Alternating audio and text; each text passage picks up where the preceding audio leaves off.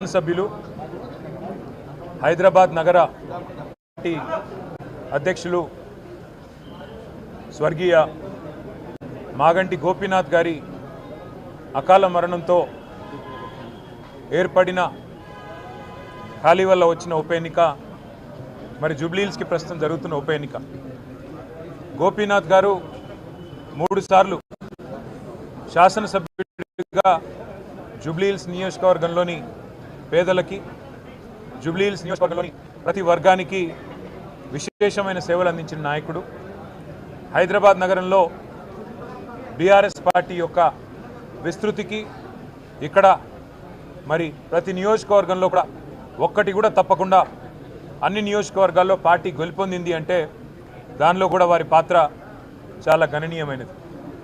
ఇవాళ మా కుటుంబంలో, మా బీఆర్ఎస్ కుటుంబంలో ఒకడైన గోపీనాథ్ గారి మరణంతో ఆ కుటుంబం బాధపడుతుంటే ఆ కుటుంబానికి ధైర్యంగా అండగా నిలబడాలనే ఉద్దేశంతో పెద్దలు మా పార్టీ అధ్యక్షులు, తెలంగాణ తొలి ముఖ్యమంత్రి కేసీఆర్ గారు గోపీనాథ్ గారి సతీమణి శ్రీమతి మాగంటి సునీత గోపీనాథ్ గారికి మళ్ళీ టికెట్ కేటాయించి వారి గెలుపు కోసం ఇవాళ దాదాపు రాష్ట్రంలోని ముఖ్యమైన నాయకులందరినీ కూడా జూబ్లీహిల్స్లో పనిచేయాలని చెప్పి ఆదేశించడం కూడా జరిగింది.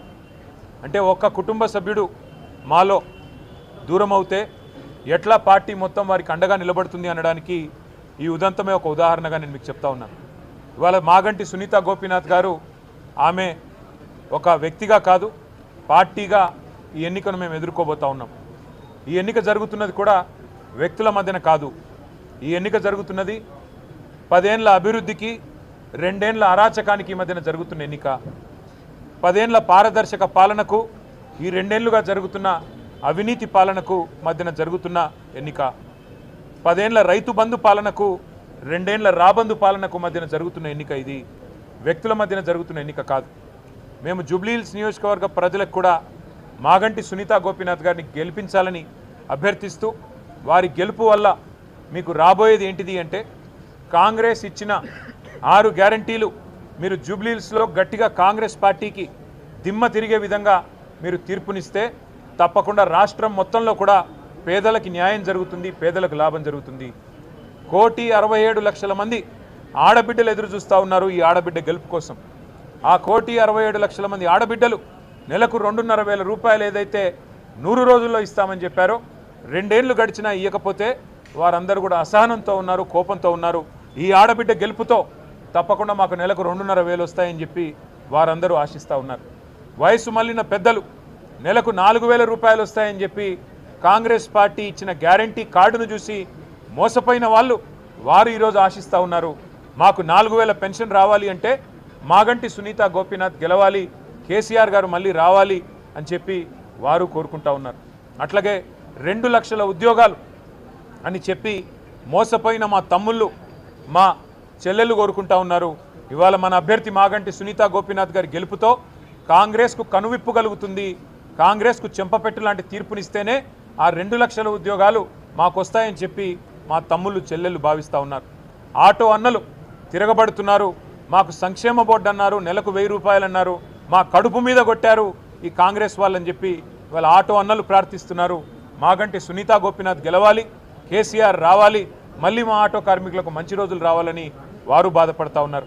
ఇవాళ హైడ్రా అరాచకంతో హడలిపోతున్న హైదరాబాద్ బస్తీ వాసులు, బాధపడుతున్న వాళ్ళు, ఎప్పుడు వచ్చి రేవంత్ రెడ్డి బుల్డోజర్ శనివారం ఆదివారం వచ్చి ఇల్లు కూలగొడుతుందో అనే భయంతో బిక్కుబిక్కుమంటున్న పేదలు వామ్మో హైడ్రా అంటూ, వామ్మో కాంగ్రెస్ అంటూ ఇవాళ మళ్ళీ మాగంటి సునీత గోపీనాథ్ గెలవాలి, గెలిస్తేనే ఈ ప్రభుత్వానికి బుద్ధి వస్తుంది, ఈ అరాచకం ఆగుతుంది అని వాళ్ళు కూడా కోరుకుంటా ఉన్నారు.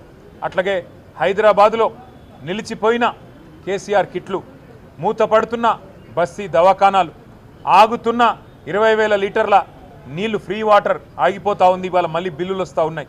ఇవన్నీ చూసిన తర్వాత హైదరాబాద్ నగర ప్రజలందరూ ఒకటే అనుకుంటా ఉన్నారు, ఈ 2 ఏళ్లలో ఒక్క ఇల్లు కట్టలేదు రేవంత్ రెడ్డి ప్రభుత్వం హైదరాబాద్లో. కేసీఆర్ ఇచ్చిన 1,00,000 డబుల్ బెడ్రూమ్ ఇల్లు కనబడుతున్నాయి. కేసీఆర్ ఇచ్చిన 1,00,000 పట్టాలు జీవో నంబర్ 58, 59 కింద పేదలకు ఇంకా గుర్తున్నాయి. కేసీఆర్ ఫ్రీగా ఏదైతే ప్రాపర్టీ ట్యాక్స్ లేకుండా 65 గజాల లోపు ఏదైతే మరి మినహాయింపు ఇచ్చారో అవన్నీ కూడా గుర్తున్నాయి. వాటి వల్ల తప్పకుండా మళ్ళీ కేసీఆర్ గారి అభ్యర్థులకి ఎట్లా అయితే 2023లో గెలిపించామో ఒక్క సీటు కూడా కాంగ్రెస్కి ఇవ్వకుండా మళ్ళీ అట్లే గెలిపిస్తామంటున్నారు.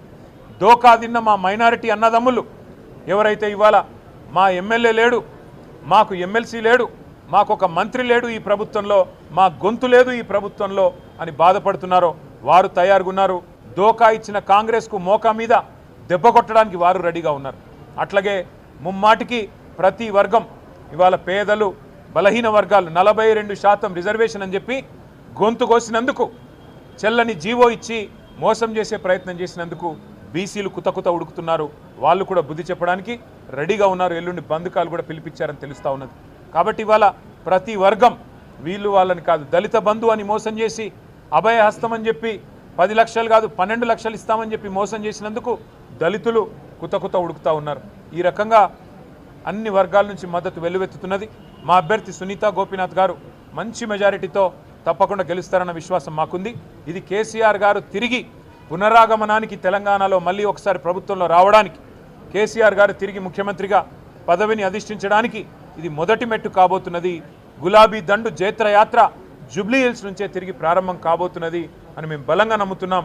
తప్పకుండా ప్రజల దీవెనలు మా అభ్యర్థి సునీత గారికి ఉండాలని చెప్పి పార్టీ సమిష్టిగా వారి గెలుపు కోసం పనిచేస్తుందని చెప్పి కూడా, అట్లాగే మీడియా మిత్రులకు కూడా దయచేసి మీ ఆశీర్వాదం కూడా మా అభ్యర్థికి ఉండాలని చెప్పి కూడా అభ్యర్థిస్తూ, మరి వారి గెలుపు కోసం శ్రమిస్తున్న ప్రతి ఒక్కరికి కూడా పేరు పేరున ధన్యవాదాలు తెలియజేస్తూ, జూబ్లీ హిల్స్ నవంబర్ 11 నాడు కారు గుర్తు మీద ఓటు వేసి మాగంటి సునీత గోపీనాథ్ గారిని గెలిపించాలని మళ్ళీ ఒకసారి కోరుతూ మీ అందరికీ నమస్కారం. ఇప్పుడు మేము నామినేషన్ బయలుదేరుతా ఉన్నాం.